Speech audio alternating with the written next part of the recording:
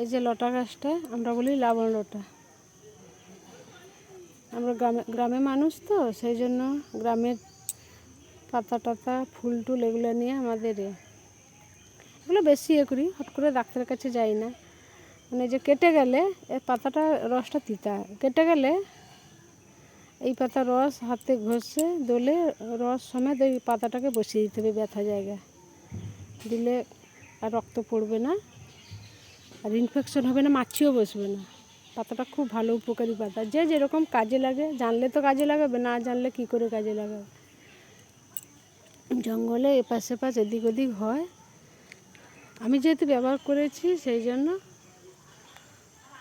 আমি এগুলো ব্যবহার কাজে লাগাই, পাতাটা পেলেই কাজে লাগাই। ভালো থাকবেন বন্ধুরা, পাশে থাকবেন, বাই। সবাইকে শুভ সকালের শুভেচ্ছা রইল।